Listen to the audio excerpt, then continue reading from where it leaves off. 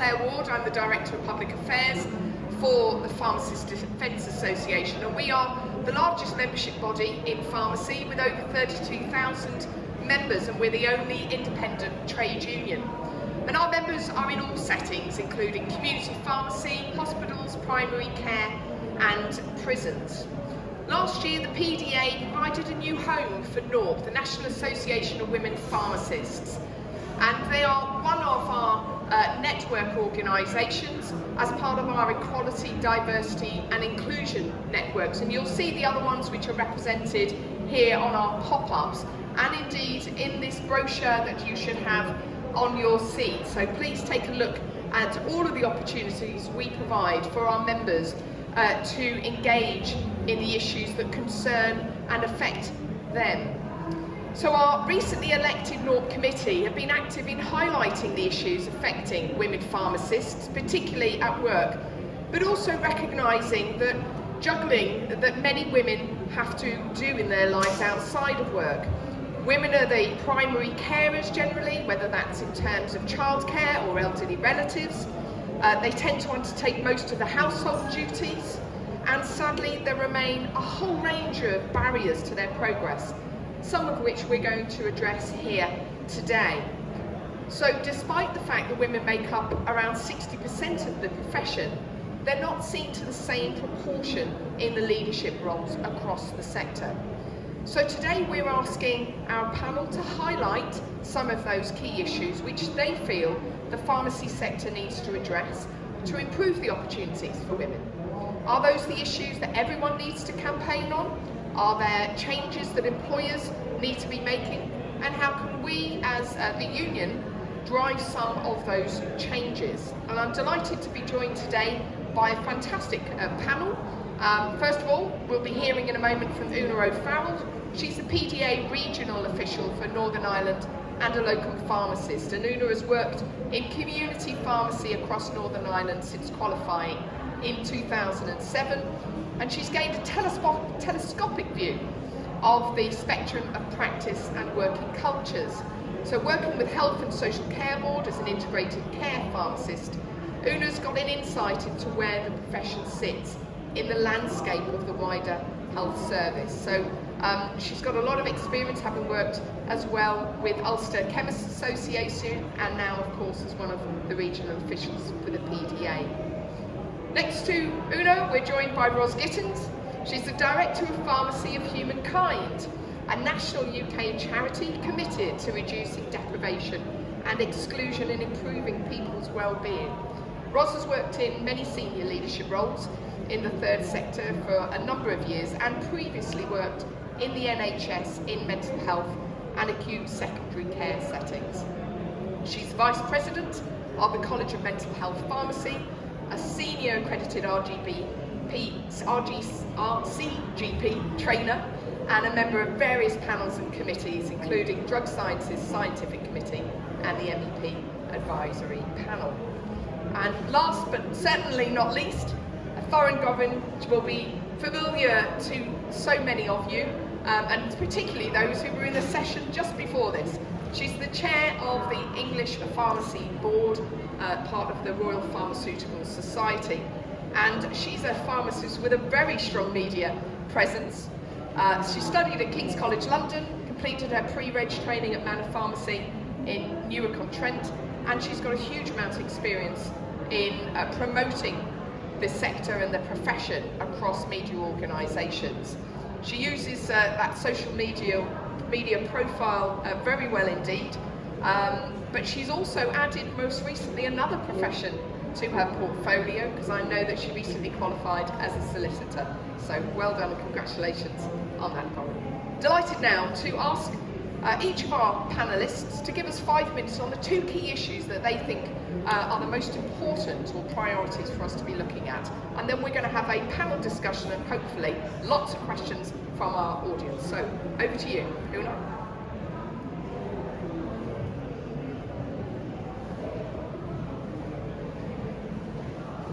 Thank you very much, Claire, for that introduction. I'm going to speak about my first thoughts whenever I was asked to take part in today's events, and really, I think that's a good starting point for lots of us women who are working within the profession. I initially thought, take part in an event like this today, come and speak to people. What could I have to say? What could I possibly add to that conversation that would be of value or would be important? And then I thought, okay, I'm going to arrest those thoughts and stop them in their tracks and think to myself, well, if I actually let myself go and take part, what would I say and what would I have to offer the conversation? And I thought, well, you know, I do have something to say, I do have something to offer. And that's not faux humility or a humble brag. I tell you that, and I tell you about my internal monologue because I think it's somewhere that a lot of us find ourselves upon occasion, and I think it's not specific to me in pharmacy. I think it's specific to a lot of women in pharmacy and probably a lot of professional women in their careers wherever they find themselves.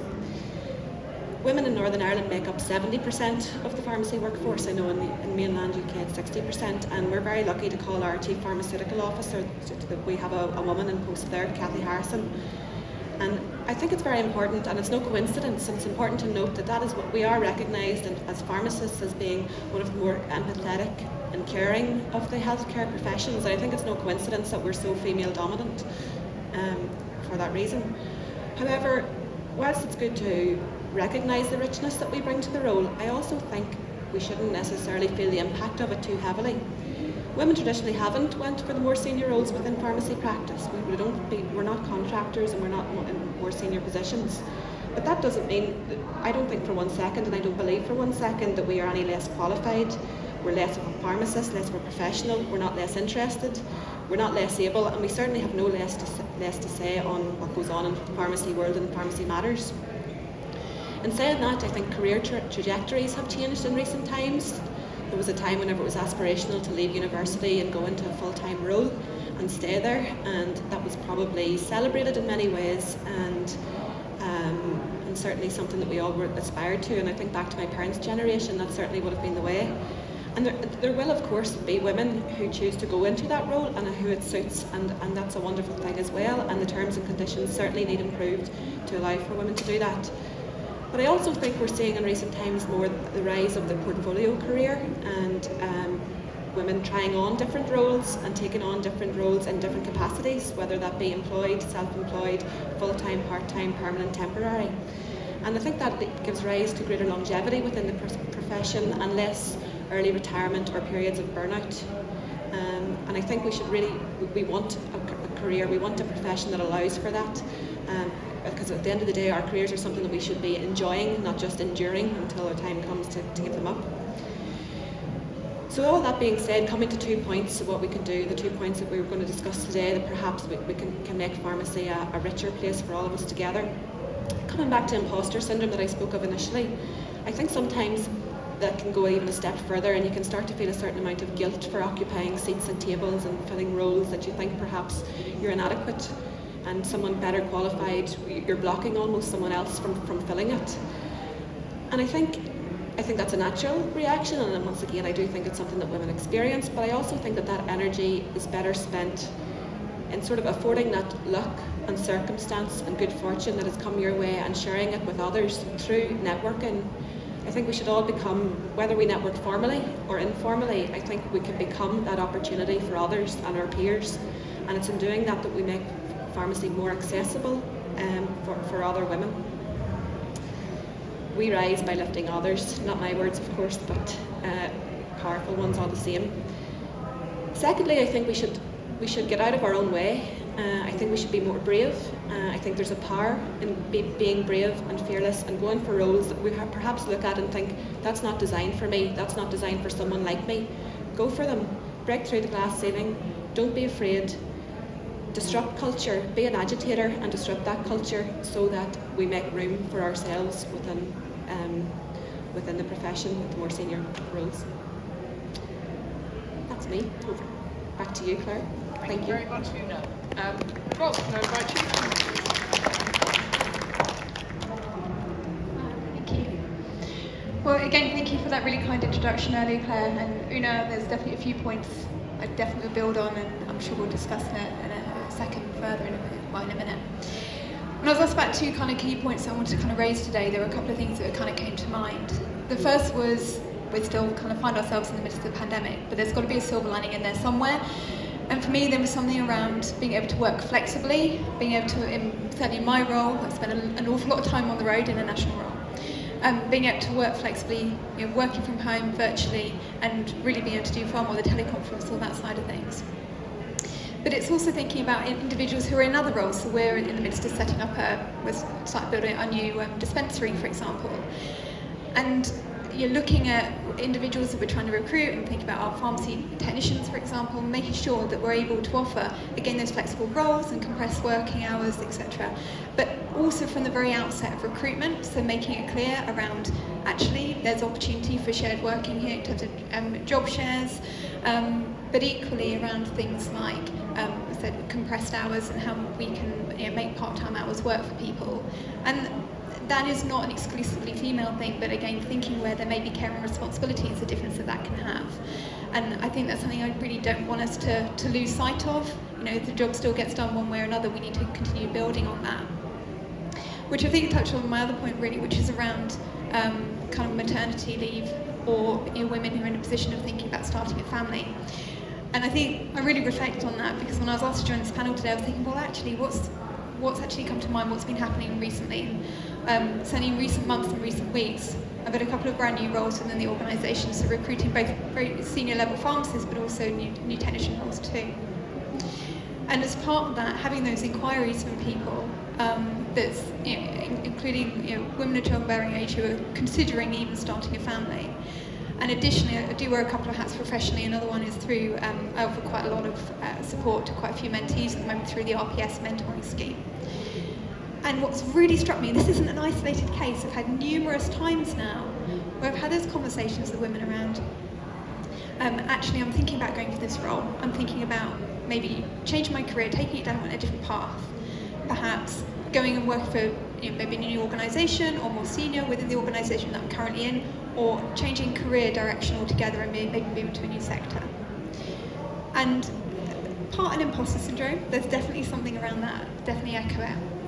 But there's also that fear around, well, what happens? How am I going to be perceived? How am I going to be perceived by my peers if I start in this role and then I go and disappear off on maternity leave for X period of time? Similarly, how am I going to be perceived by my employer? I don't even want to pitch into that environment, and then when baby does arrive, what happens then? And they're ill or teething and you don't sleep and whatever. As someone who's certainly been through that experience, yeah, it's tough.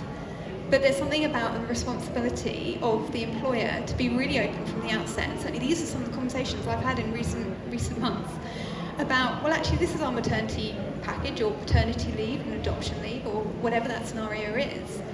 And if you do end up, falling pregnant, if you do have a family, because not everyone can and it's not that easy straight off from the very outset, actually these are some things we can consider. And we've got months to plan. We can go out to recruit, we can be flexible. But I'm having those open conversations from the very outset. And likewise offering clinical supervision, and this is to various different healthcare professionals at different levels in the organisation, but also as line manager, of being able to connect with those individuals to again be able to open up those opportunity for those discussions so that they can proactively raise any concerns that they may have. So I think there's a lot of work to be done as from an employer perspective, as well as peers, and if we are mentoring or supervising or line management to encourage and enable those discussions. Thank you. Thanks very much. Lauren.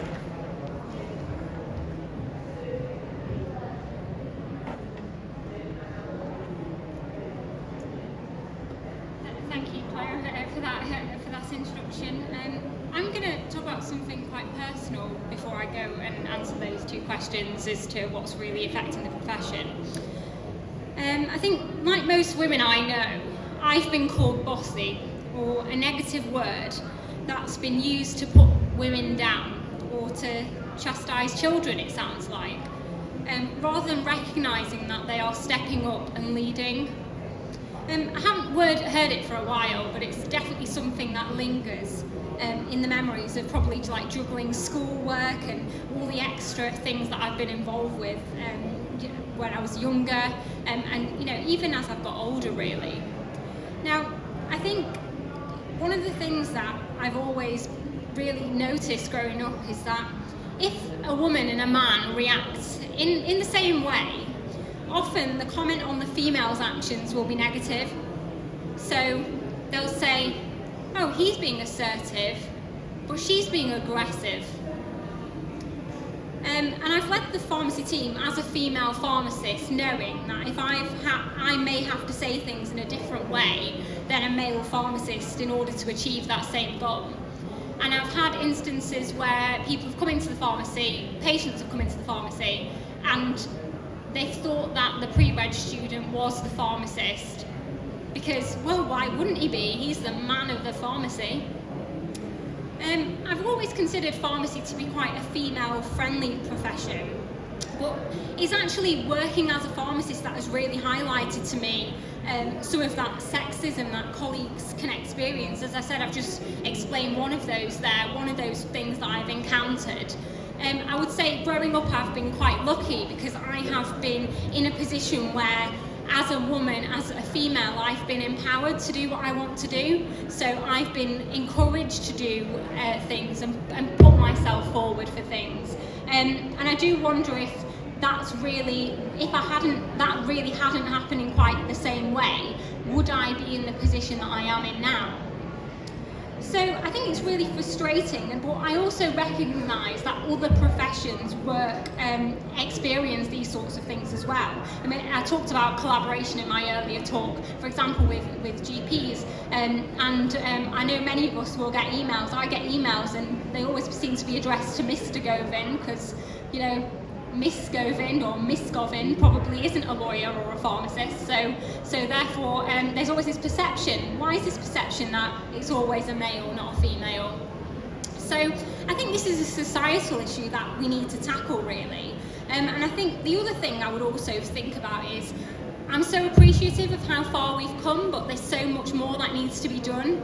So if you think about the fact that actually it was 1870 before we got the first female pharmacist. And then, can you imagine at a time that a pharmacist couldn't be female, that I wouldn't have a right to be a part of this profession, that many of you wouldn't have a right to be part of this profession? And don't you just think how awful that must be? But also how amazing those women were who really pushed forward, and they were the pioneers. And that's also about how we have a role now to think about how can we change things for our future generations and for other people who are in our profession, because it's within our power as an individual to help influence the rest of the profession. So, I mean, I consider myself so privileged to be juggling two professions now, and I want to make it easier for the next generation of female pharmacists. And I think, you know, I was elected to the RPS at age 25 when I was 2 years qualified, and the youngest board member. And at that time, it wasn't being female necessarily that I thought that would be my biggest barrier. But I think people underestimate you when you're young sometimes. But I say more fool them. So I have also had comments levelled at my age compared to older pharmacists. So there's actually been people who've really referred to me as young media pharmacist, and have used the word media pharmacist in a derogatory manner towards me. And actually, unfortunately, I see some of them at this very conference. So I think sometimes some of them forget that there is a real human being at the other side of of social media, and they can forget and think that they can be keyboard warriors. But what I actually find is that actually when you speak to them in person, they tend out to be quite meek and mild about how they behave. So I think one of the things that we need to think about as a profession, and unfortunately I'm really sad to have to really think about this, but we've obviously had some very, very difficult circumstances regarding women in this country recently. And, you know, even today, I had to get to the train station and I had to wear trainers because I had to think about where I was walking so I could run to the train station because I didn't feel safe.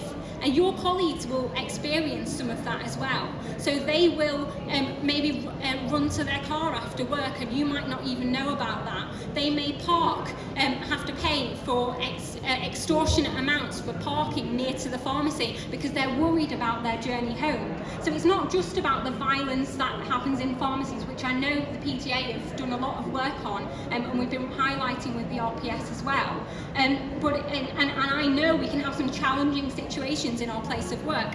I've had it. I had to refuse methadone, and it became, who are you? Where do you live? If you don't give me your name, and will meet me outside sort of situation. And in fact, I had to call the police, and it was very, I'm trying to get on with clinical work. I'm trying to help our patients, and I'm experiencing this sort of behaviour, which is absolutely unacceptable. What made me laugh about this whole scenario was, though, I called up the drug team and they said to me, don't give them your real name, just tell them you're called Miss Elizabeth. I said, I don't think that one's going to work, love. So I think, that's one of the things that we need to think about as a profession. How safe do your colleagues feel in work, but also outside of work? What have you not thought about with regards to how they get in and out of work, for example? And something else which I know has been touched upon already, and I'm going to finish off soon because I know we've got some exciting questions to answer as well.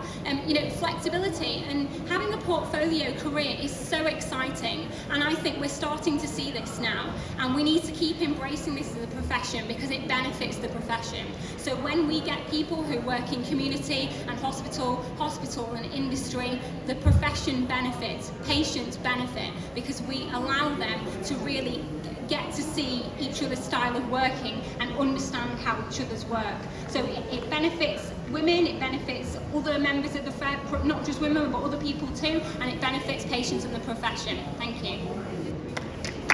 Thanks, Carl. Thank you. And just another issue that women have to face.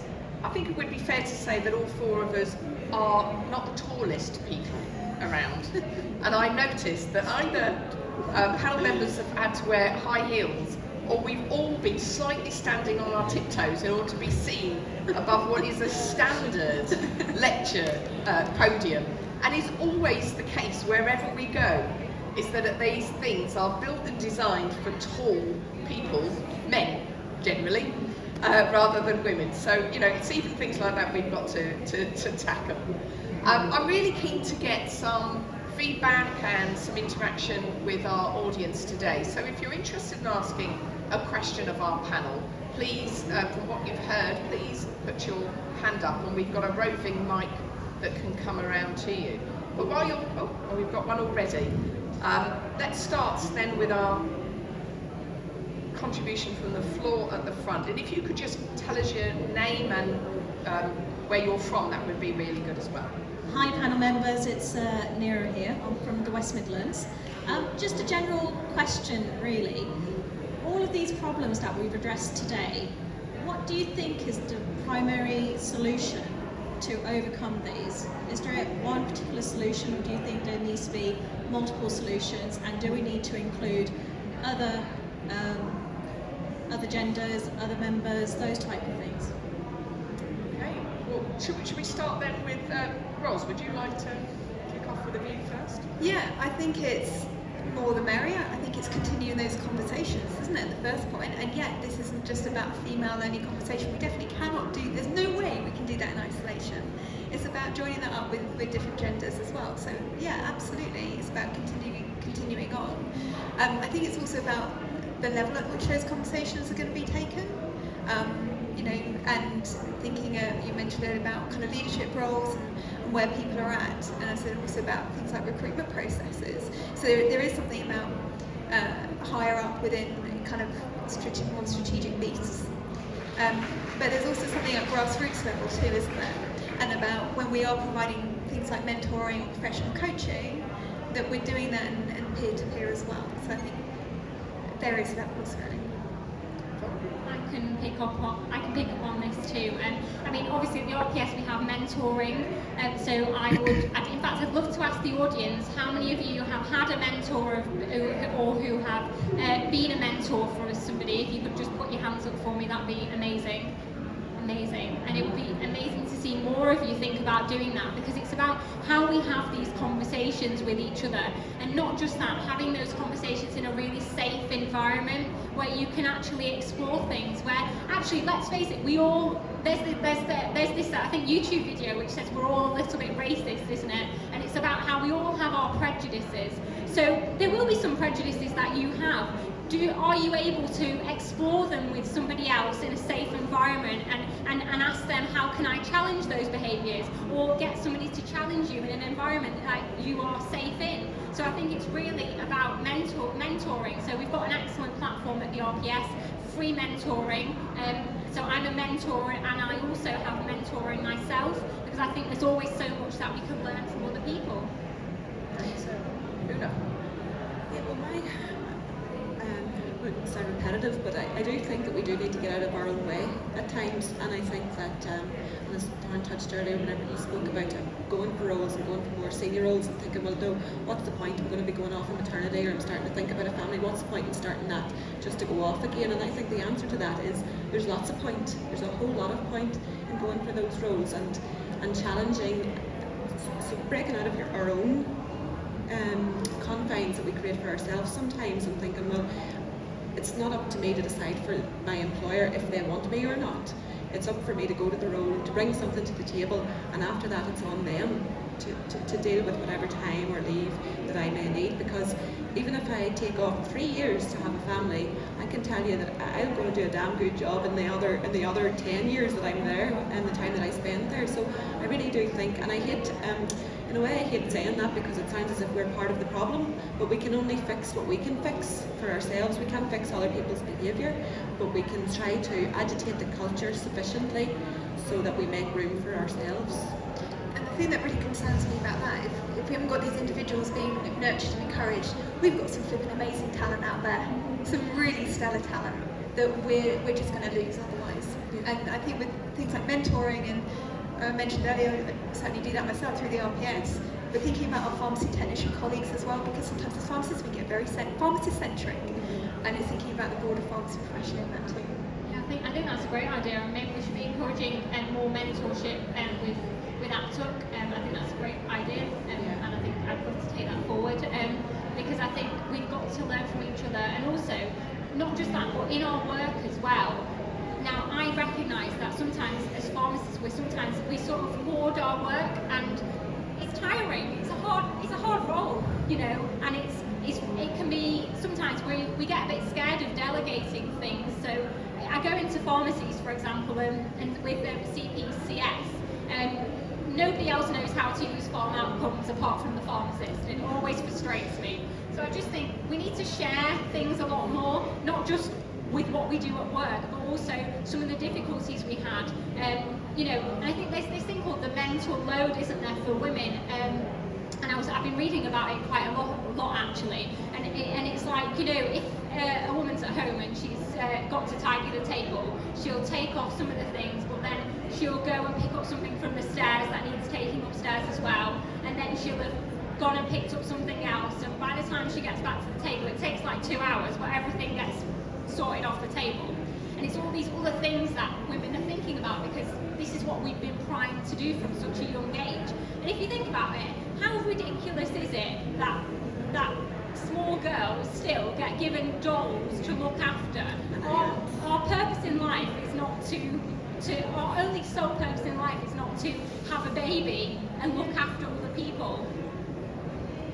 So, I mean, there are some really key issues and all that, but one of the things that I noticed about all of your presentations was the emphasis on the flexibility for work, and recognising the importance of a portfolio career as pharmacists, which is growing, in order to be able to balance all of those different responsibilities, because whatever we do within the profession to support that, obviously outside of it, you've still got all those social issues that you talked about, Thorin, which are making it very difficult for many women. So what do you think we could or should be doing to support that flexibility, that movement towards greater portfolio careers, and the flexibility of workforce, and determining your times and responsibilities that come with that? Una?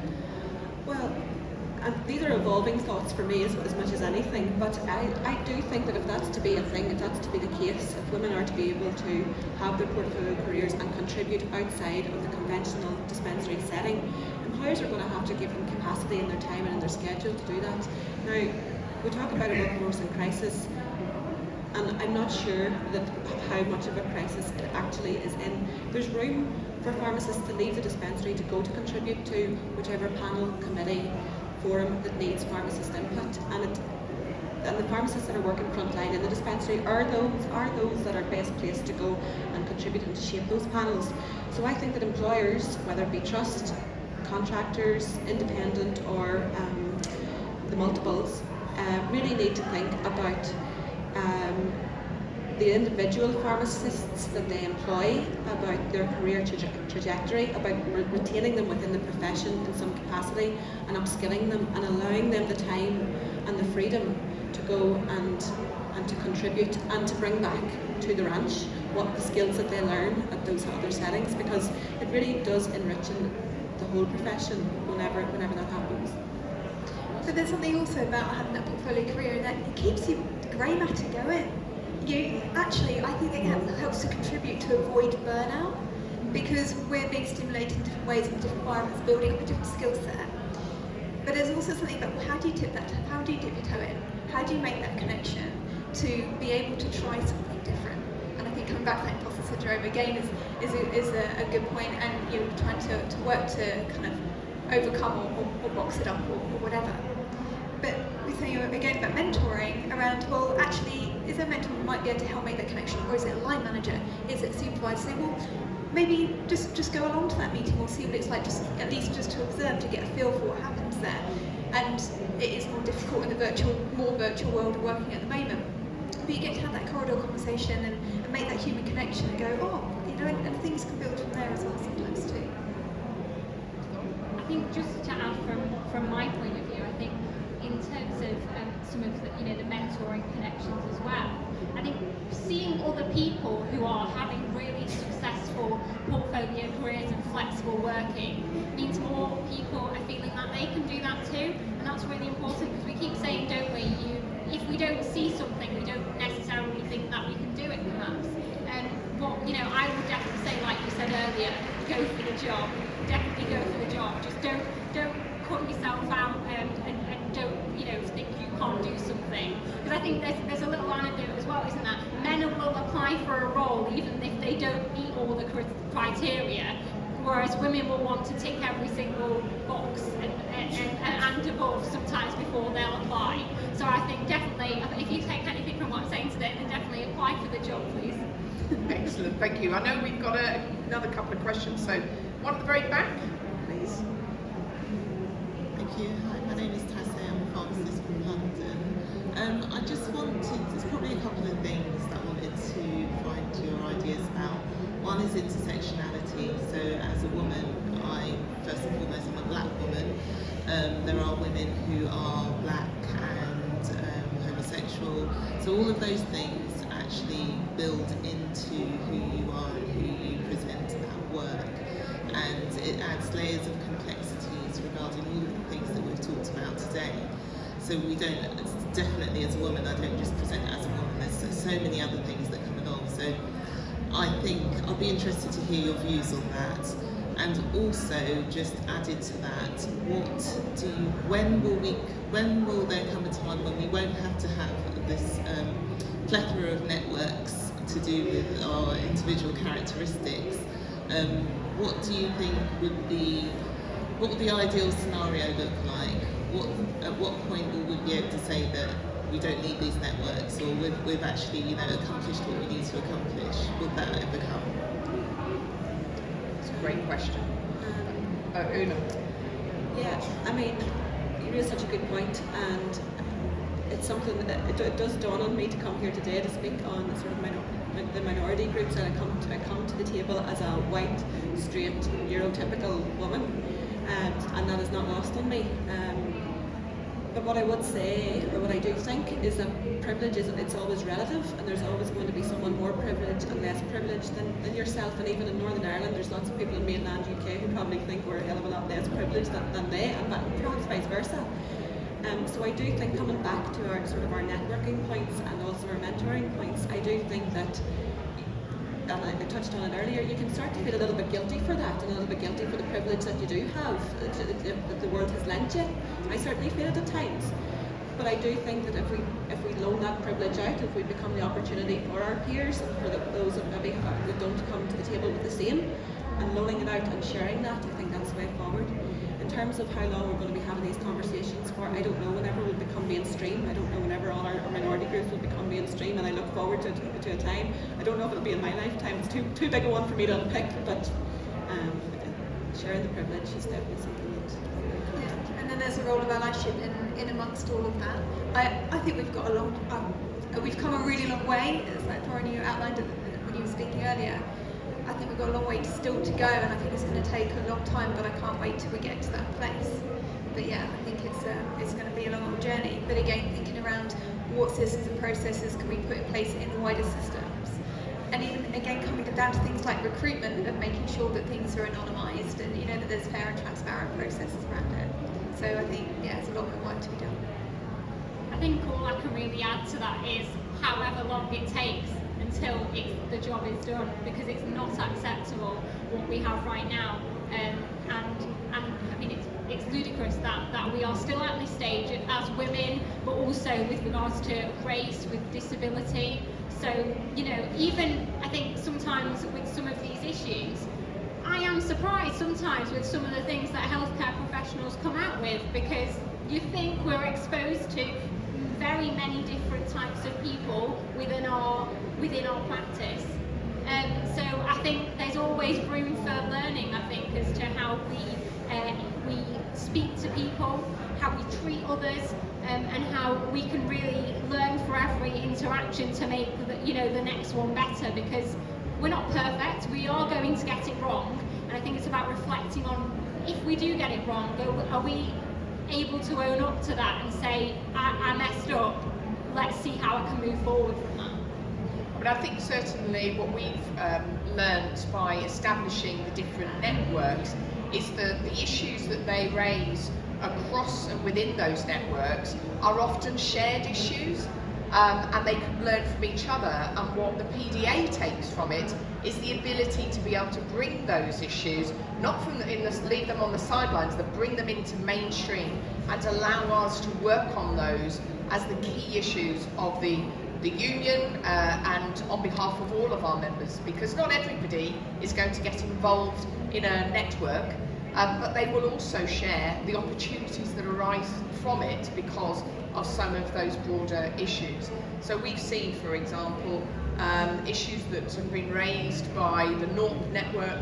When you talk about age, it's a whole range of factors that come with age for women at the younger end and at the older end. So we've got women now picking up issues on menopause, on all the different life issues that come, but also reflecting some of the challenges in the broader society. And we know, for any of you who've been following the news over the last few days, you know, the terrible murder that has taken place in this last week, and indeed in recent months, of women who don't feel safe. And Thorin, you of course made reference to that. Those are issues that shouldn't be on the sideline, but they've got to be brought into the mainstream for all of the campaigning organisations and representative bodies within pharmacy as well.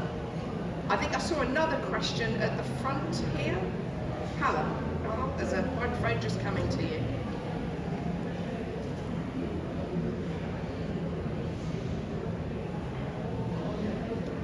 Hello, so thank you for this lovely session to address a lot of things that women are facing. As we know, work is becoming tougher with the new systems a lot of companies are using at the moment, whereas women have to take that work home and do training. In addition, if they have children, childcare, because women have more responsibilities at home-wise. And as Claire was saying, if they were going into menopause and all those things. So what's really in place? Because how that flexibility is happening at the work, we don't see it in real life, we just talk about it. So is there any new implementation in place for the future regarding these issues, or we're just talking the talk? When it comes to taking away kind of, you're thinking about things like mandatory training and that kind of thing, keeping CPD. There's something around, again, with the employer, and that will be very different for every organisation, so I can only speak for my own, where every qualified healthcare professional has a session a week, has a half a day a week, whole-time equivalent, protected time for their CPD, full stop. That isn't the same everywhere else, so I can only speak for my own. Okay. And that's something that is very close to my heart, because you've got to look after and nurture your flipping workforce, right?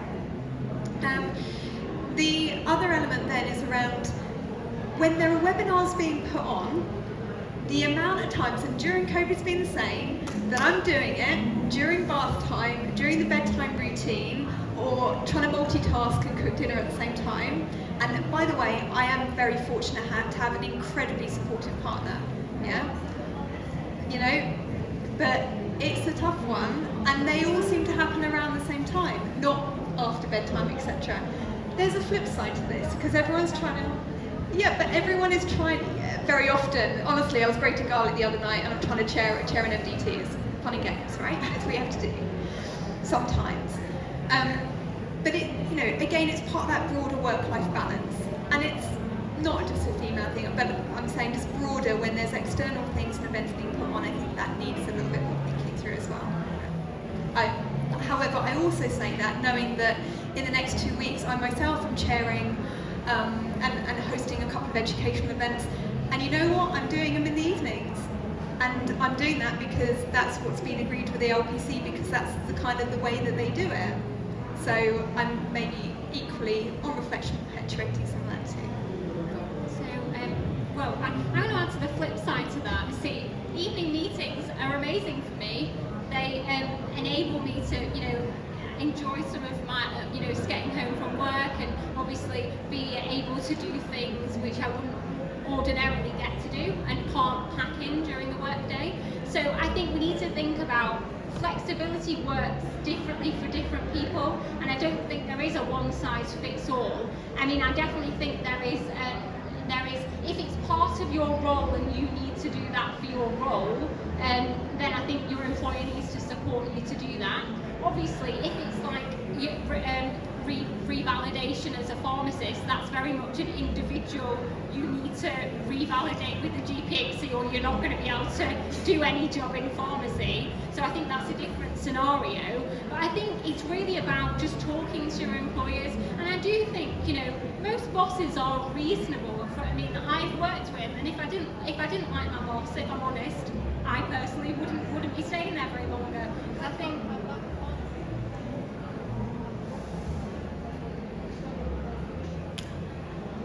I totally agree, and I totally take your point, and it is hectic. Alan, we can't hear you, sorry. Sorry, I said everyone don't have the time always to be work. We have to have a life balance, we have to enjoy our families, our outings. That's why people are struggling at the moment. That's why people are leaving pharmacy to other stuff, because there's no balance. Yeah, and I think, we all have finite time, and it's all, our schedules are so busy, and women in particular are much more busy than our male counterparts. But in turn, you asked quite directly, what's going on, what's happening, is it just talking the talk, or is it happening? And I think the emergence of NOC in itself, and the influence that we can therefore carry with union status going forward, and the weight of the union behind us to influence policy and to influence working terms and conditions in community pharmacy, where you've got such a spectrum of employment standards, shall we say, and interests. This is where it's at. This is the vehicle. Okay, it mightn't have got deep roots in anywhere just yet, but this is the vehicle, and this is the platform for change, and to bring that forward, and to hear you asking those questions and saying this is what we need, because otherwise we're off. That this is the platform. Yeah, absolutely. And these are exactly the issues. So we've seen issues being raised by the North Committee. For example, if we are talking about flexible working, or we're talking about what measures can be put in place to support women going through the menopause at work, and taking into account the design of the workplace as well. Those are issues that come into the mainstream and then can be part of the union's negotiation with employers. And as you know, PDA are already recognised at Boots and at Lloyd's, and hopefully over coming years in many, many more workplaces across not just community pharmacy, but other places where we have pharmacists too. So it's about informing and supporting that negotiating role and recognition role. And a wonderful example of that. Sometimes the smear campaign encourage female pharmacists to go and take the time to go and get their own smears, because I don't know about anybody else, but taking time out of your schedule to even go and get that done, an absolute necessity, is really difficult. And I applaud that campaign. And I was absolutely nothing to do with it, but I still feel proud of it. I still feel proud that it happened, because I think it was a wonderful initiative. Fantastic. I think any doctor's appointment, I think as women, we're probably reluctant to go, aren't we? We're like, well, we've got this to do, we've got that to do. And I think, I'm just reflecting now, obviously we've got desogestrel now available. I'm not selling anything here, but obviously now desogestrel is available from the community pharmacy. And I think I've had so many comments from people going, well, how does this impact health inequalities? But time is also a health inequality, which I think people forget about. I'm not going to carry on too much, because I know we've got another question at the back there, so I think it's really important that we think about health inequalities that specifically affect women, for example. This will have to be absolutely the last question, because I'm already running over time. So there's so many questions here, I think. That's fine. I'll be very brief. Hi, my name's Rahul. I'm a chief pharmacist in London. So just listening to all this, I like to think I'm doing a good job in my department with my senior team and encouraging women to take promotions, and we've got to consultant pharmacists will be the first in their field, etc., etc., etc.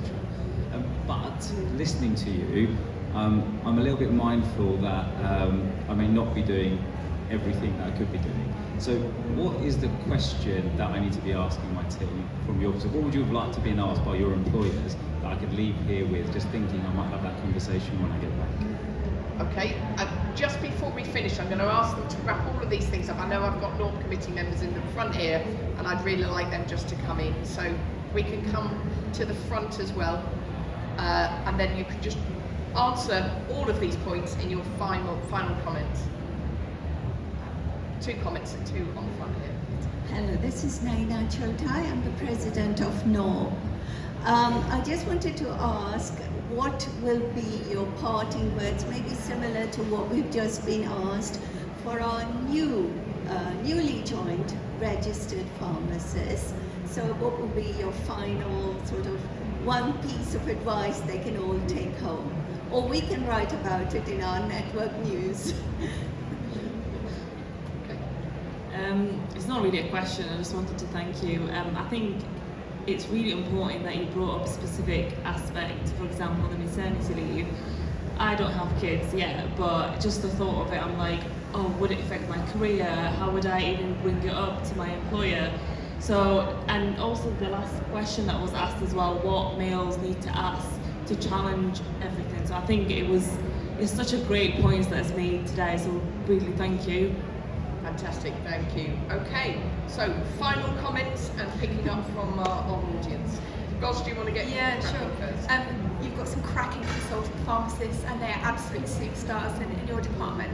And to see more of that, they're like your little shining lights. They're amazing. Which is a particular reference to you and your role, but there we go. It's about doing more of it, and I think around having, I mentioned earlier about having those open conversations. So when you're doing, you don't have to necessarily wait till annual review, annual appraisal, or what have you, but to get a feel for where that person's at in terms of what do they want to do next in terms of their pharmacy career. But you'll always have a bit of an angle anyway, as a really capable, competent supervisor or line manager around what else is going on, and actually what else you may need to be able to put in place to be able to facilitate that. And CMHP credentialing, for example, and getting that going and having more going down that route. But I'll stop my plug there. Thank you. Okay, Doran, quickly. Just 2 lines here. One, ask them how you can help them at any point, and they will appreciate that. And the second thing I'm going to leave you with for your newsletter and wider, apply for the job. Fantastic. And Una. I'll be quick too, because I'm echoing what you're saying. For the gentleman in the back, I think if you're concerned or to address concerns within your team about, I would ask them, do you ever feel the weight of being female? How do you feel the weight? Is there anything I can do? If they say no, I don't, there's nothing you can do. Brilliant, you're winning. And if they say yes, I do, there's nothing you can do. It's somebody else. And if they say it's something you can do something about it. Own it. Say, okay, I can see why you feel that way, and I'll try it. I'll do better. And that's as simple as that. Secondly, in terms of summing up, I would say there is a power in being fearless. So I think women should be more fearless. Well, I think we've had some brilliant advice from our panellists today. Can you thank them, please? And can I also encourage you, if you want to be supportive of women, whether you're male, female, you can get involved and join the NORP committee. You don't have to be a member of the PDA either, and I just remind you all to take away with you the publication that you have on your seats too. Thank you very much. Thank you to all our panelists.